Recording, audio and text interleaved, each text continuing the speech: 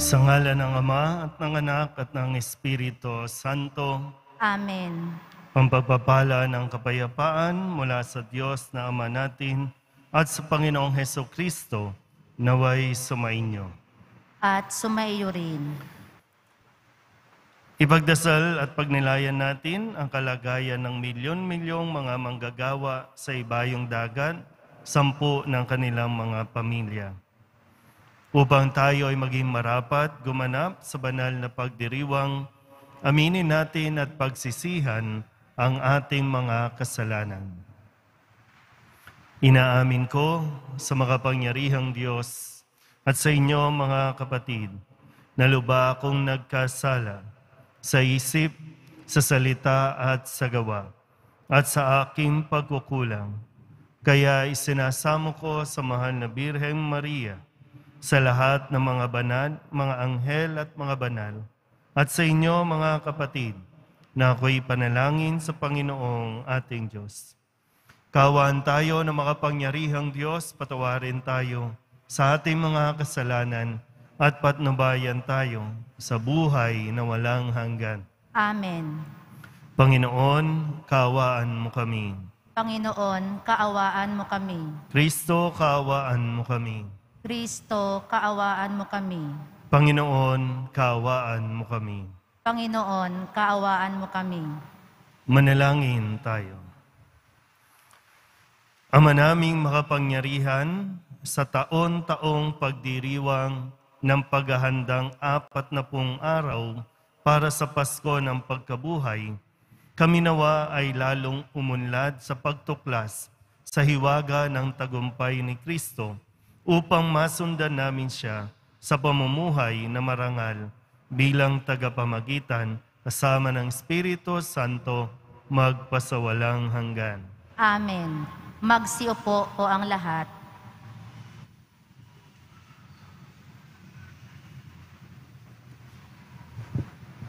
Pagbasa mula sa aklat ni Deuteronomio.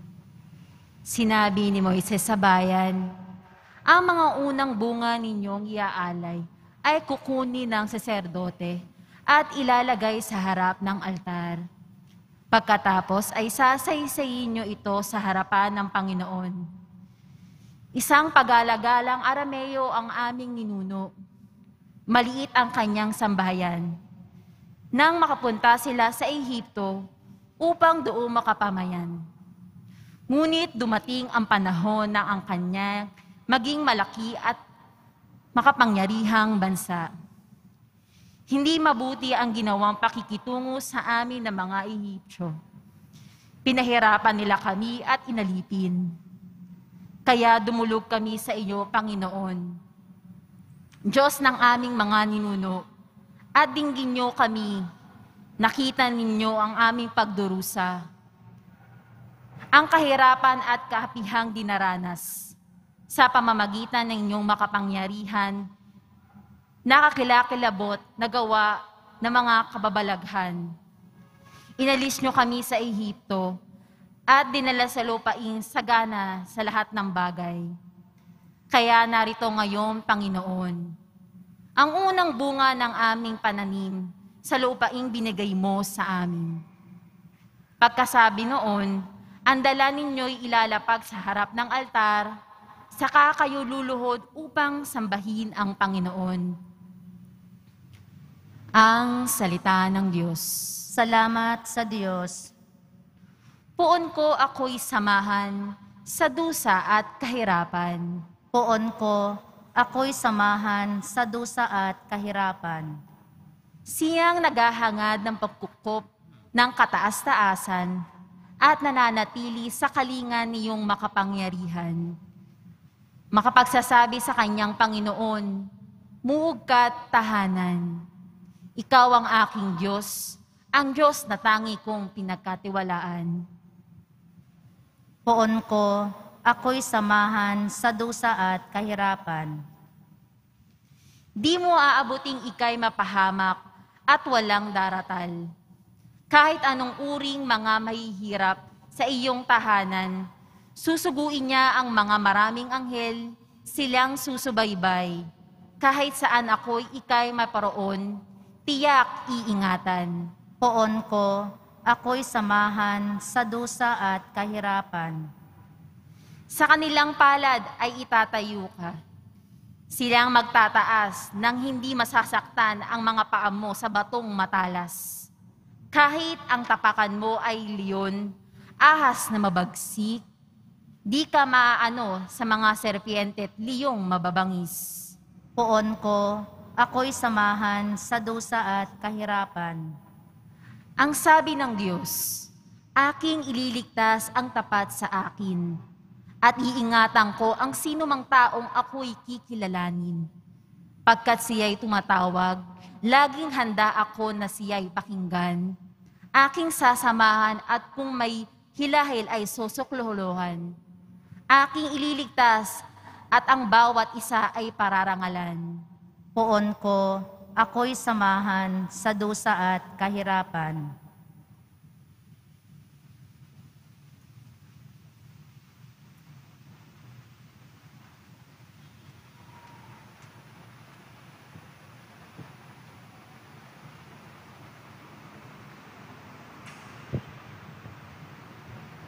Pagbasa mula sa sulat ni Apostol San Pablo sa mga taga-Roma. Mga kapatid, ito ang sinasabi ng banal na kasulatan. Malapit sa iyo ang salita, nasa iyong mga labi at nasa iyong mga puso. Ibig sabihin, ang salitang ipinangangaral namin tungkol sa pananampalataya. Kung ipapahayag ng iyong mga labi na si Jesus ay Panginoon at mananalig ka ng buong puso na siya'y muling binuhay ng Diyos, maliligtas ka. Sapagkat nananalig ang tao sa pamamagitan ng kanyang puso at sa gayoy mapapawalang sala at nagpapahayag sa pamamagitan ng kanyang labi at sa gayoy naliligtas.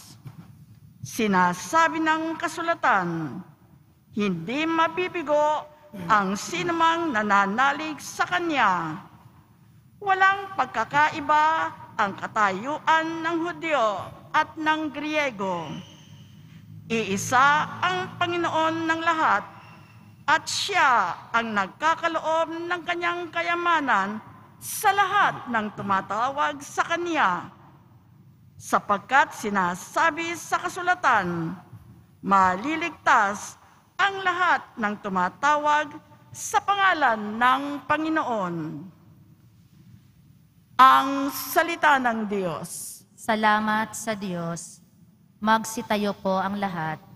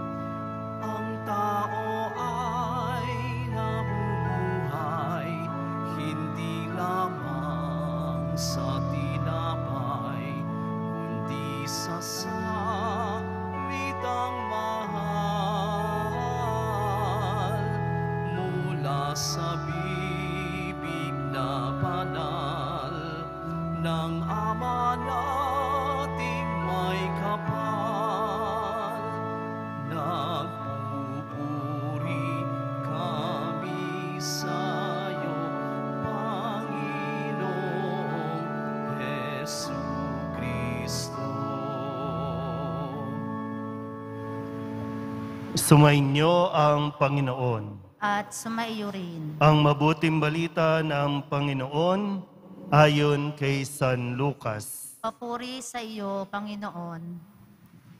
Noong panahong iyon, umalis si Jesus sa Jordan, puspos ng Espiritu Santo. Dinala siya ng Espiritu doon sa ilang At sa loob ng 40 araw ay tinukso ng diablo. Hindi siya kumain sa buong panahong iyon, kaya't gutom na siya. Sinabi sa kanya ng diablo, "Kung ikaw ang anak ng Diyos, iutos mo na maging tinapay ang mga batong ito." Ngunit sinagot siya ni Jesus, "Nasusulat, hindi lamang sa tinapay nabubuhay ang tao." Dinala siya ng diablo sa isang napakataas na lugar at sa isang saglit ay ipinakita sa kanya ang lahat ng kaharian ng sanlibutan. Ibibigay ko sa iyo ang lahat ng kapangyarihan at kadakilaan ng mga kahariang ito. Wika ng diablo. Ipinagkaloob ito sa akin at maibibigay ko sa kanino mang ibigin ko. Kaya't kung ako'y sasambahin mo, magiging iyong lahat ito. Sumagot si Jesus, "Nasusulat, ang iyong Diyos at Panginoon ang sasambahin mo, at siya lamang ang iyong paglilingkuran." At dinala siya ng diablo sa taluktok ng templo ng Jerusalem at sinabi sa kanya, "Kung ikaw ang anak ng Diyos, magpatihulog ka, sapagkat nasusulat, ipagbibili niya sa kanyang mga anghel na ingatan ka, at aalalayan kanila upang hindi ka matisod sa bato." Subalit sinagot siya ni Jesus, "Nasusulat, huwag mong subukin ang Panginoon mong Diyos."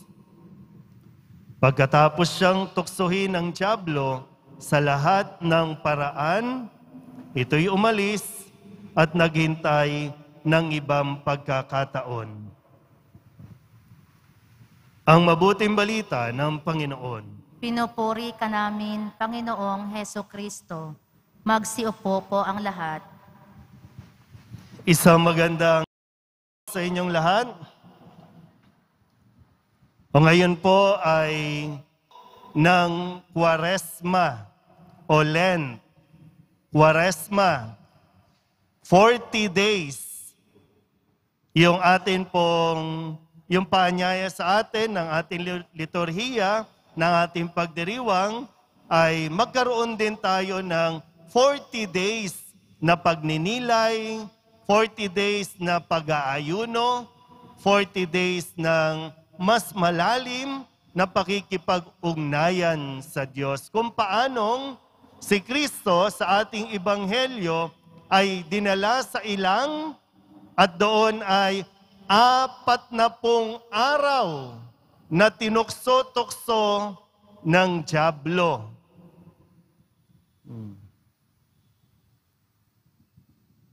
Yung diablo pala, no? Nakakasama pa rin o sumasama din kay Jesus. Kasi sabi nga, dinala ng Espiritu Santo si Jesus sa disyerto, sa ilang, kung saan wala lahat. Ang mayroon lang, siya at ang Diyos. Pero, dumating ang demonyo. Kasi mayroong isang napakalaking desisyon na kailangan gawin si Jesus. At nangangailangan ito ng malalim na pag-iisip o pagninilay. So, kung titingnan natin, ang demonyo pala, sumasama din o dumidikit din kay Jesus. So, Ang demonyo pala, nandiyan dyan sa tabi mo. Hindi dito sa loob. Tingnan nyo nga yung tabi ninyo. Tingnan nyo nga. Hindi nga lang natin napapansin kasi iba na rin yung itsura ng demonyo eh. Naka-face mask na rin eh. Di ba? Parang kasi sa pelikula, di ba? Parang sa pelikula kapag yung demonyo, hindi makakapasok ng simbahan yan, di ba? No? Sa pelikula, mayroong shield. Pero mali eh. Kung titingnan natin, di ba? At susuriin natin ng mabuti, si Kristo nga hindi pinalagpas eh. Si Kristo laging binubulungan. Habang siya ay nagdarasal, habang siya ay nagugutom, andon, tinukso-tukso, di ba malinaw eh. Pag binabasa mo yung Biblia, malinaw. Doon, 40 araw din siyang tinukso-tukso. Hindi siya tinantanan. Tinukso siya sa lahat ng paraan. Hindi nga lang nagpatukso si Jesus. Hindi nga lang siya bumigay.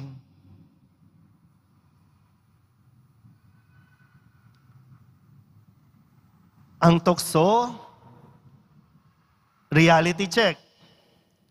Totoo ang tukso. Pero wag na wag mong isisisi sa tukso kung bakit ka natukso. Kasi laging mayroong desisyon. Laging mayroong choice.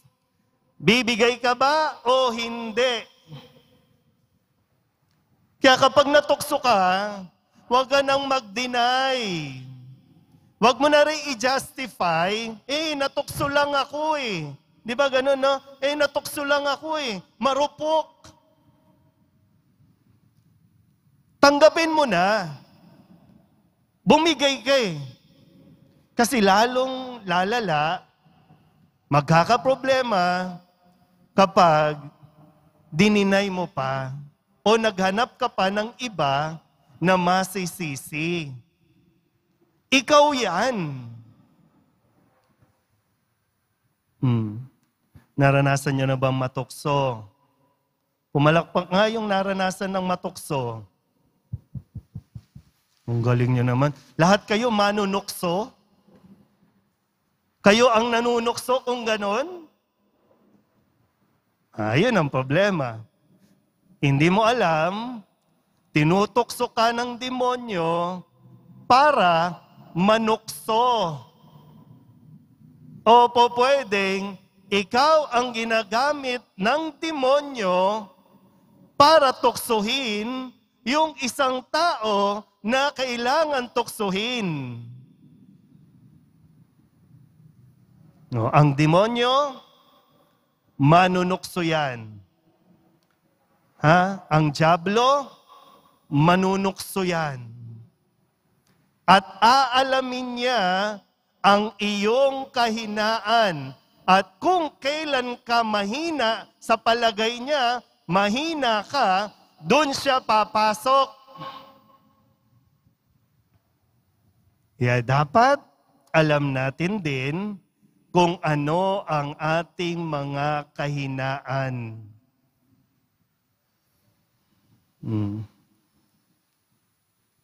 Alamin mo, hindi pwedeng susunga-sunga ka. Kasi ang demonyo, nag-iisip yan, matalino yan.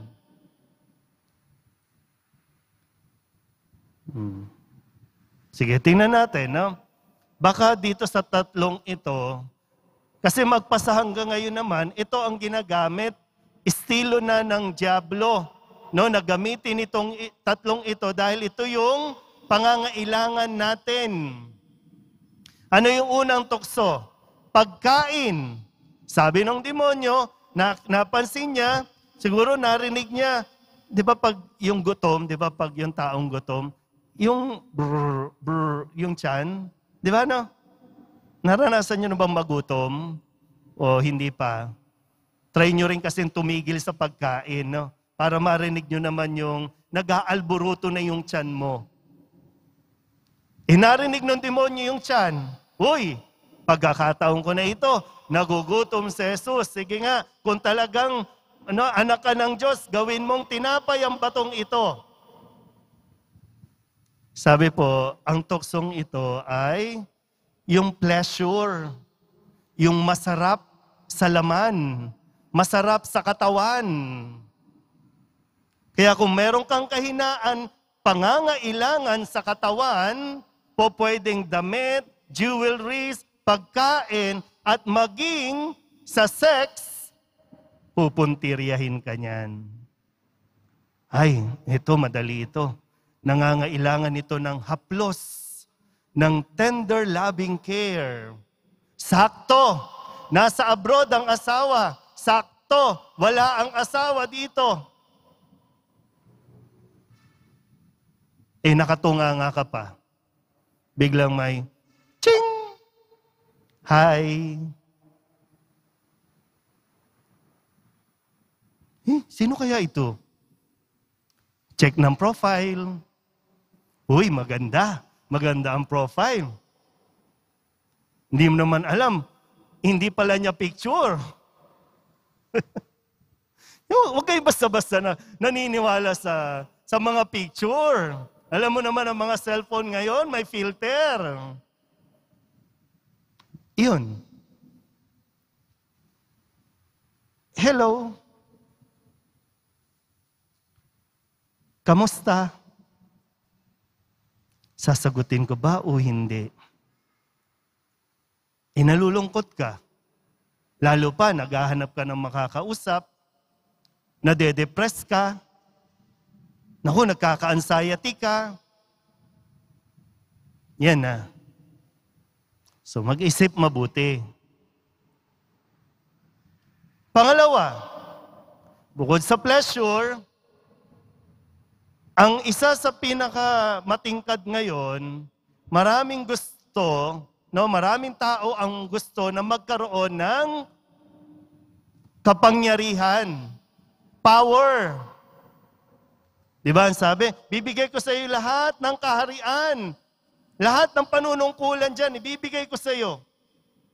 You will be in control. Kung ako lang sasambahin mo, yun, bibigay ko sa iyo.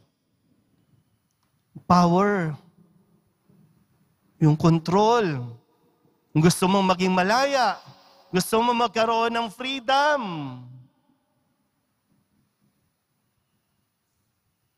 Kaya ngayon, di ba, no? Ang daming nag-aagawan sa mga posisyon na available ngayon. Gagawin ng lahat. Mumurahin, magsisiraan, para lamang sa kapangyarihan. Sasabihin nyo, hindi naman ako dyan, Father. Tingnan mo ugali mo. Kung paano ka nagiging demanding, abusive, kung paano mo kinokontrol ang mga tao sa paligid mo. Pangatlo, ang sabi, magpatihulog ka kasi iingatan ka ng mga anghel. Hindi ka masasaktan. Ano to? Pwedeng sa Ingles, prestige. Gusto mong sumikat. Gusto mong makilala. Kaya lahat, papampam. Lahat na lang pinopost para lang lahat naka-broadcast. Kapag may likes, tuwang-tuwa ka. Kapag walang nagla-like, nalulungkot ka. Kasi gusto mo ngang sumikat. Kaya lahat na lang, magbabra ka para mapansin ka sa social media. Kung ano-ano na lang. Alamin natin, saan tayo may pangangailangan. Kasi kung diyan, aalamin ng demonyo yan at dyan tayo titirahin. Wala pang kasalanan kapag hindi ka bumibigay. Ang isang mabisang panlaban sa tukso ay salita ng Diyos. Kaya napakahalaga na dapat mayroong kang pangprotekta, proteksyon. Yung salita ng Diyos, mabisang panlaban sa tukso. Kaya kung nandyan na ang tukso, magdasal ka. Kung nandyan na ang tukso, lumayo ka. Bakit kailangan mong lumayo? Kasi dahil sa tukso, di ba ang sabi po, kay rami ng winasak na tahanan, kay rami ng matang pinaluha, kay rami ng pusong sinugatan, o tukso, layuan mo ako. Gusto nyo bang lumayo talaga ang tukso? Papalakpak-palakpak pa kayo dyan, sarap yung pektosan. Ang sinasabi, lumayo ka. Hindi ka lumalayo. Ini-entertain mo pa.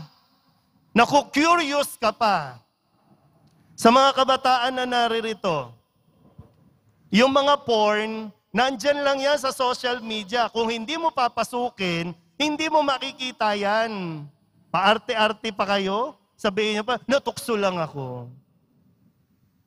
Eh maya't maya ka naman, bukas, balik ka ng balik. Kasalanan ba ng katabi mo kung maganda yan? Subukan mo, tanggalin mo yung face mask. Kasalanan ba ng alak? Naalak siya? Nagsasalita ba yung alak? Tinatawag ako. Ang tukso, nagiging kasalanan kapag bumigay ka. Kapag nagpatukso ka sa mga pangako niya na makakalimot ka, na magiging masaya ka, na magiging okay ka, mag-isip-isip ka muna ng mabuti bago ka pumayag. Bago ka mag-like, share, and subscribe. Hayaan mo lang siya dyan. Kailangan ikaw magpakatatag ka. Protektahan mo ang iyong sarili ng mga salita ng Diyos para kung mayroong tukso, kahit maghubad pa yan dyan, walang mangyayari dyan kung hindi ka papayag. Malinaw ba yun? Uy, ayun na naman kayo eh. Tinutokso na kayo dyan. Matulog ka. Pumikit ka. Ngayon, tinutokso na kayo dyan. Buksan mo cellphone mo, Dali, may latest ngayon, Mare, may latest. Nagsisimba ka eh. Kasi gusto mo lang na, gusto kong magdasal, gusto kong magpasalamat sa Diyos sa mga biyaya. Ayaw ng demonyo na magpasalamat ka. Kaya, nagbabibrate. Sinilent mo nga, nagbabibrate naman. Tandaan nyo, ang demonyo, sasamahan ka kahit saan ka magpunta. Tutuksuin ka. Hanggang tukso lang yan. Tandaan mo ha, hanggang tukso lang yan. Hindi ka niyan pwedeng galawin. Hanggang tukso lang yan. Alam ng demonyo yan. May limit, no, yung kanyang paglapit sa atin. Puro salita lang yan. Bully lang yan. Pero pag pinatulan mo, panalo siya, talo ka. Kaya sana po, sa halimbawa na ipinapakita ng Poong Jesus Nazareno sa atin, kakayanin natin ang bawat tukso na lumalapit sa atin sa tulong ng Poong Nazareno. Amen? Magsitayo po ang lahat.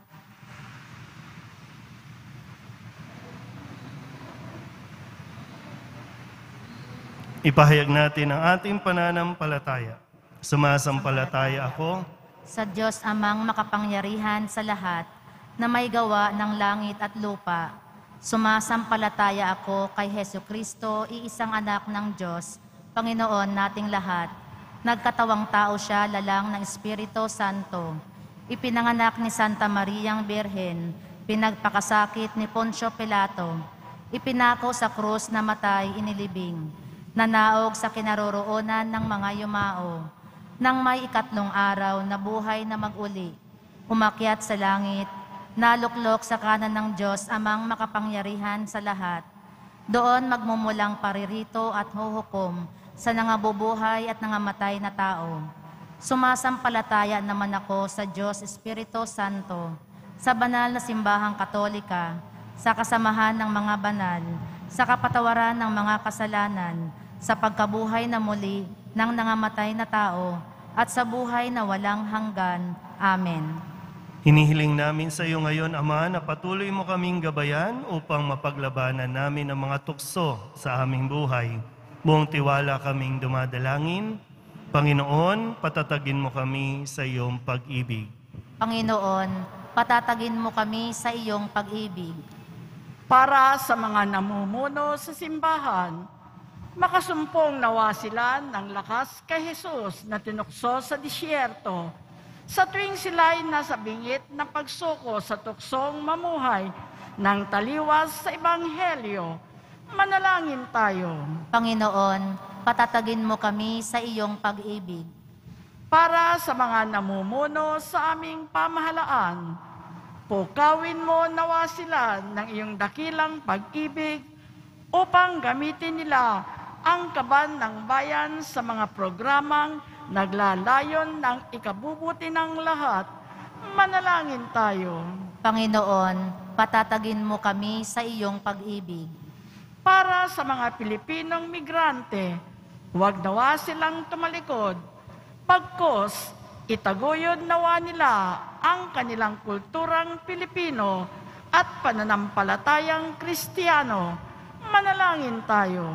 Panginoon, patatagin mo kami sa iyong pag-ibig. Para sa mga naghahanda para sa pagtanggap ng binyag, tulad ng ating Panginoong Hesus, lagi nawa naming piliin ang tama, mabuti at kalooban ng Diyos sa tuwing humaharap kami sa tukso ng demonyo. Manalangin tayo. Panginoon, patatagin mo kami sa iyong pag-ibig. Para sa kapatid naming pumanaw, kahabagan mo nawa sila upang ganap silang makasapit sa buhay na walang hanggan. Manalangin tayo. Panginoon, patatagin mo kami sa iyong pag-ibig. Idulog din natin sa Panginoon ang ating mga personal na kahilingan at mga panalangin para sa ating mga pamilya. Ganon din ang lahat ng mga misang pasasalamat, espesyal na intensyon at mga kaluluwa na hinihiling na ipagdasal sa misang ito.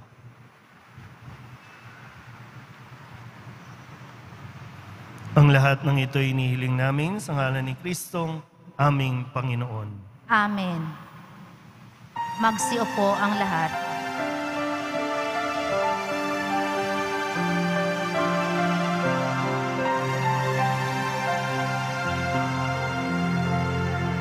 Sa'yo, Ama, aming handog ang tinapay at anak na ito, handog ng iyong bayang sumasabot, humihingi ng patawad mo.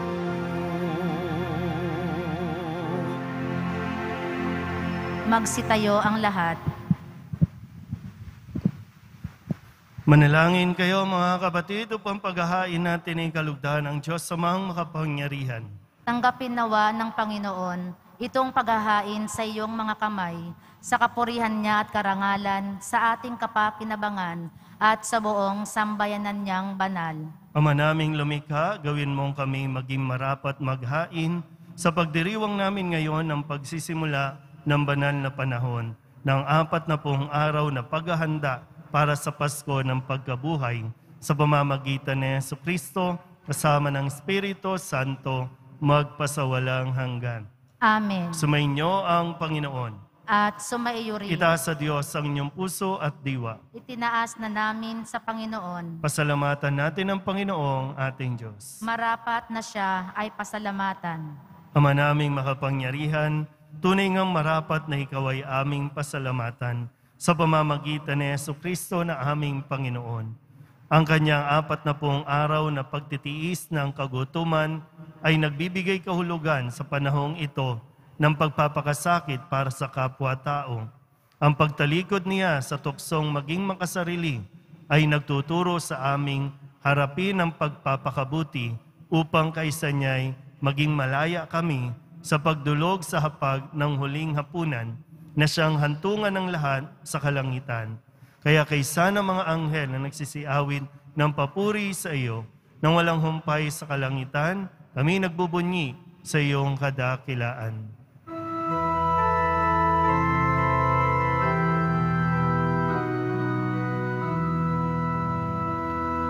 Santo, Santo, Santo, Panginoong Diyos na makapangyarihan, napupuno ang langit at lupa ng kaluwalhatian mo. Hosana sa kaitaasan,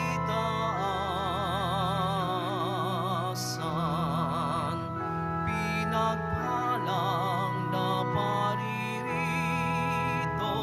sa ngalan ng Panginoon. Hosana sa kaitaasan.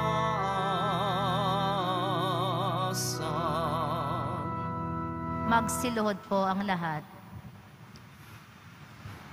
Ama naming banal, ikaw ang bukal ng tanang kabanalan. Kaya't sa pamamagitan ng iyong Espiritu, gawin mong banal ang kaloob na ito upang para sa aming maging katawan at dugo ng aming Panginoong Hesukristo. Bago niya pinagtiis ang kusang loob na maging handog, hinawakan niya ang tinapay, pinasalamatan kaniya, pinaghati-hati ni iyon, iniabot sa kanyang mga alagad at sinabi, tanggapin ninyong lahat ito at kanin, ito ang aking katawan na ihahandog para sa inyo.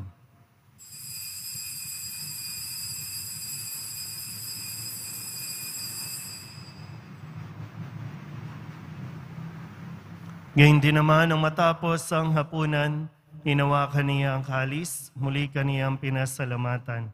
Iniabot niya ang kalis sa kanyang mga alagad at sinabi, tanggapin ninyong lahat ito at inumin.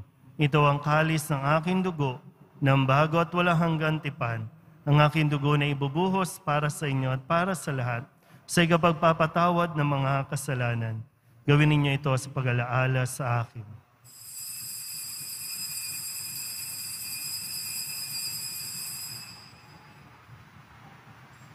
Magsitayo po ang lahat. Ipagbunyi natin ang misteryo ng pananampalataya. Si Kristo'y namatay, si Kristo'y nabuhay, si Kristo'y babalik sa wakas ng panahon. Ama, ginagawa namin ngayon ang pag-alaala sa pagkamatay at muling pagkabuhay ng iyong anak, kaya tiniaalay namin sa iyo ang tinapay na nagbibigay buhay at ang kalis na nagkakaloob ng kaligtasan. Kami napapasalamat dahil kami iyong minarapat na tumayo sa harap mo para maglingkod sa iyo.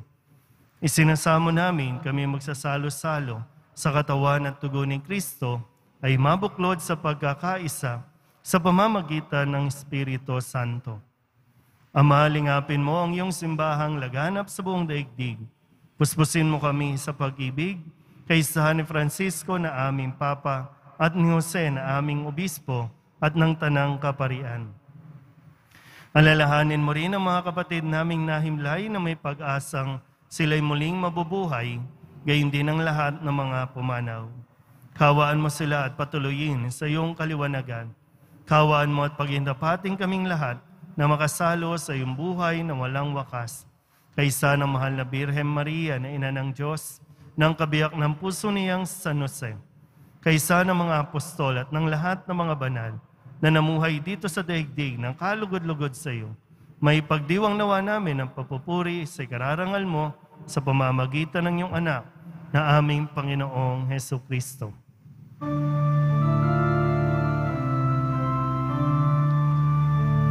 Sa pamamagitan ni Kristo, kasama niya at sa Kanya, ang lahat ng parangal at papuri ay sa iyo, Diyos Ama, makapangyarihan, kasama ng Espiritu Santo, magpasawalang hanggan.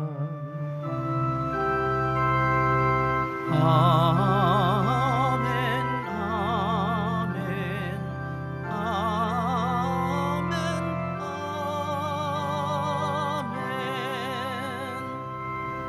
Buong kababaang loob tayong tumawag sa ating Panginoon ng Ama namin. Ama namin, Sumasalangit ka, sambahin ang ngalan mo, mapasa amin ang kaharian mo, sundin ang loob mo dito sa lupa para nang sa langit. Bigyan mo kami ngayon ng aming kakanin sa araw-araw at patawarin mo kami sa aming mga sala para nang pagpapatawad namin sa nagkakasala sa amin.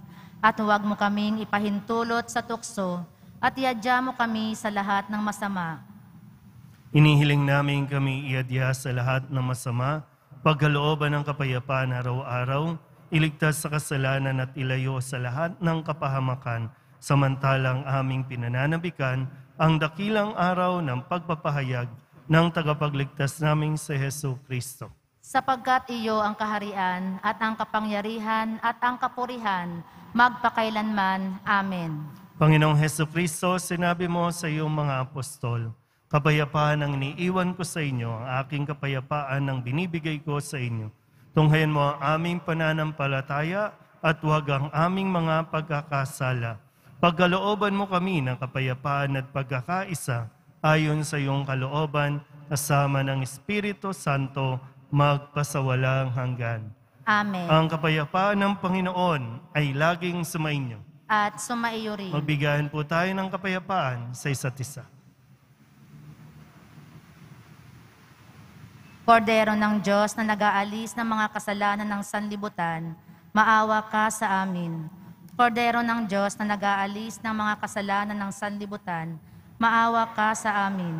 Kordero ng Diyos na nag-aalis ng mga kasalanan ng sanlibutan, ipagkaloob mo sa amin ang kapayapaan. Magsiluhod po ang lahat.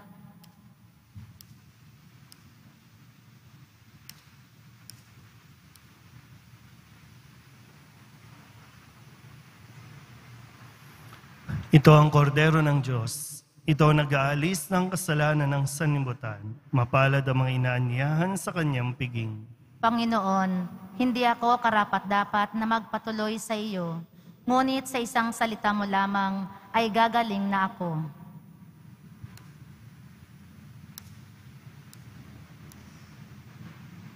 Katawan ni Kristo, Amen.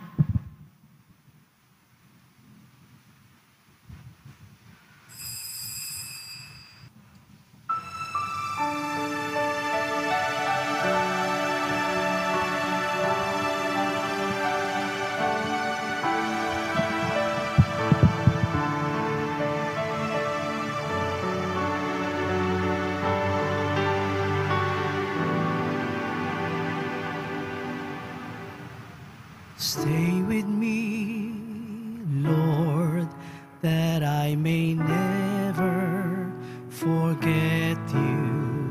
Stay with me, Lord, because I'm weak. Stay with me, Lord,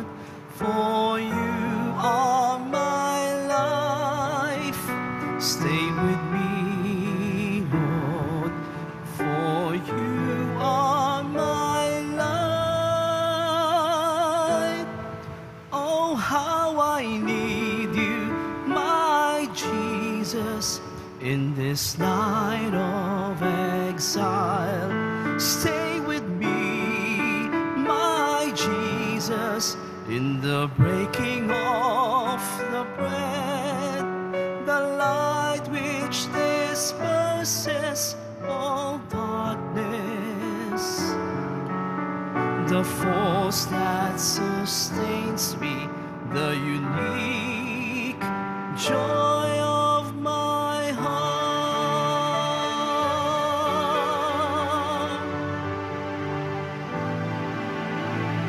Stay with me, Lord, to show me your will. Stay with me, Lord, that I may hear your voice and follow you.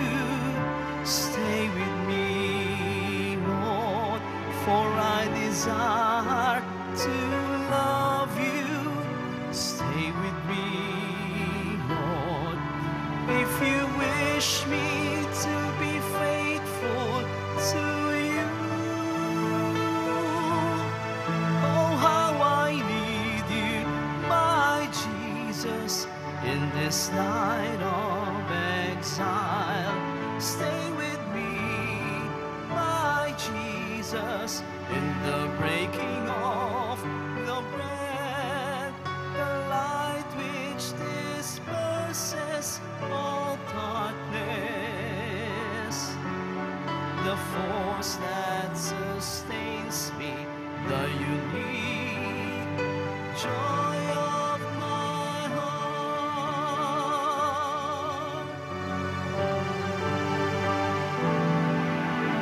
Stay with me, Lord, to show me your will. Stay with me, Lord, that I may hear your voice and follow you. Stay with me, Lord, for I desire to love you. Stay with me, Lord, if you wish me to be faithful to you. Oh, how I need you, my Jesus, in this night of exile. Stay with me, my Jesus, in the breaking of the bread, the light which disperses all darkness, the force that sustains me, the unique joy of my heart.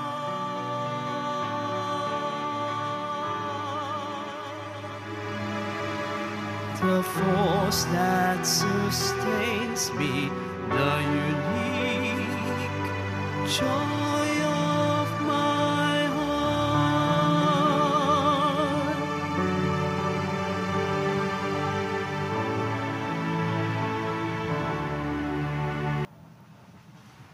Manalangin tayo. Magsitayo po ang lahat. Ama naming mapagmahal, kaming pinapakinabang mo sa pagkaing iyong bigay ay tumatanggap ng pampalakas ng pananampalataya, pampatibay ng pag-asa at pampaalab ng pag-ibig. Matutuhan nawa naming damahin ang gutom at pananabik sa tunay na pagkaing nagbibigay buhay upang kami makapamuhay sa bawat salita na namumutawi sa iyong bibig sa pamamagitan ni Jesucristo kasama ng Espiritu Santo magpasawalang hanggan. Amen. Mo sa pamamagitan ng krus ang walang maliw na pag-ibig ng Diyos sa sangkatauhan. Pakinggan mo ang kahilingan ng iyong angka na nagsusumamo sa iyo. Makamtanawa nila ang iyong katugunan at tanggapin ang kasagutan na may utang na loob na tinatanaw. Basbasan din po ninyo mga dala-dala nila mga imahin at dasalan at lahat ng mga may karamdaman. Sa pamamagitan ng bendisyon na ito naway maalala nila ang mga pangako nila noon sa binyag na ikaw ang kanilang iibigin at paglilingkuran bilang Panginoon magpasawalang hanggan. Amen. At pagpalain kayo ng makapangyarihang Diyos, Ama at Anak at Espiritu Santo. Amen. Umayo kayong taglayang kapayapaan ng Poong Jesus Nazareno. Salamat sa Diyos. Magandang hapon po.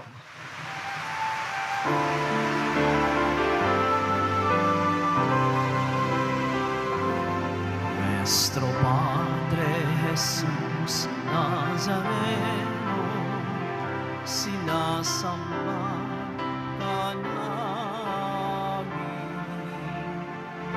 pinipintuho ka namin, aral mo ang aming buhay at kaligtasan.